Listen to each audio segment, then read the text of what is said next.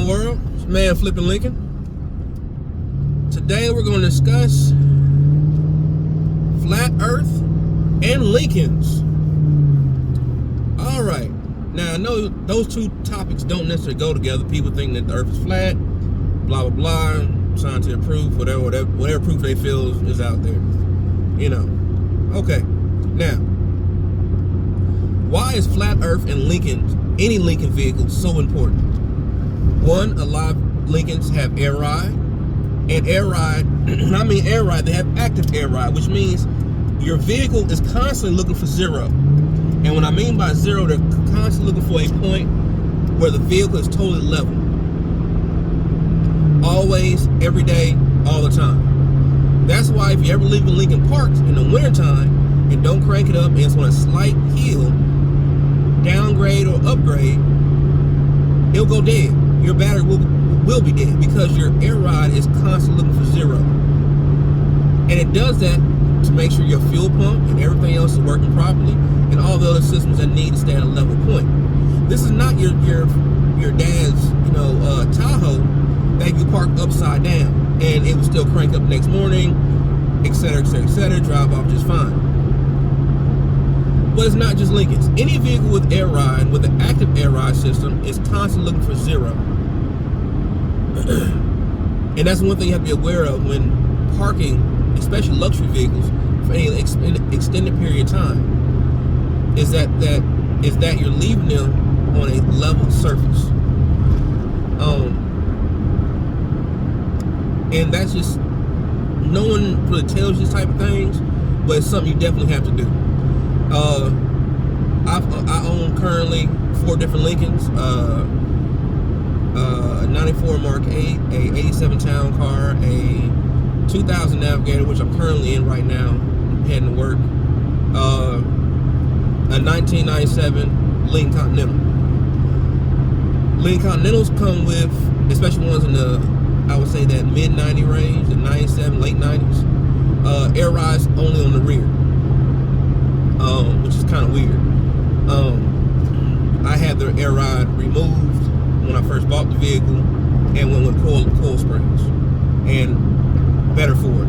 My Mark 8 still currently has a factory air ride, active air ride system, and let me tell you right now, when air ride does work, there is nothing that beats air ride as far as maintaining stability at high speeds, maintaining stability doing turns.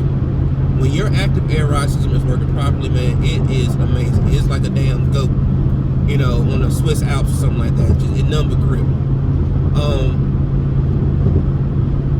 So anyway, it's not really a long video, or it's not a long dialogue about Lincolns and versatility of air ride. But I will say this though, also, anytime you have air ride on any type of vehicle you own, and you have to replace the airbags, make sure that you replace the dryer.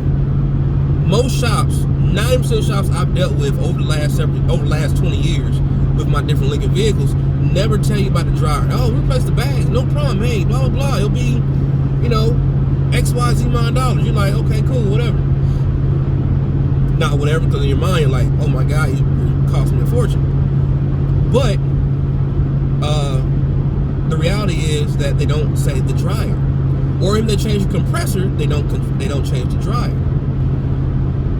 Which, if you don't, even when you replace the airbags or replace the compressor, you always want to replace the dryer.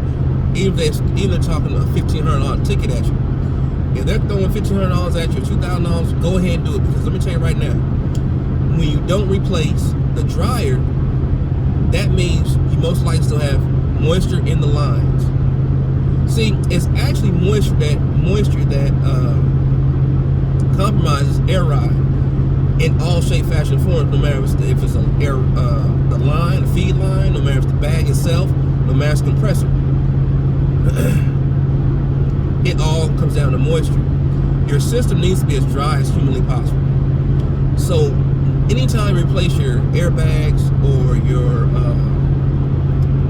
compressor, always get a new dryer. Like I say, the shop's not going to tell you that. I'm telling you that. Trust me. get the dryer. I made that mistake. I had bags replaced twice on my Mark 8 and didn't have the dryer done. Luckily, it's held out because I stopped driving it. Which I didn't buy the vehicle for everyday vehicle when I bought it. So it kind of worked out in my favor in the long run, to a degree. But anyway,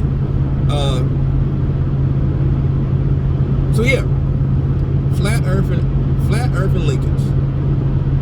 So anyone owning Lincoln, try to keep your vehicle as flat as possible anytime you park it. For any extended period of time.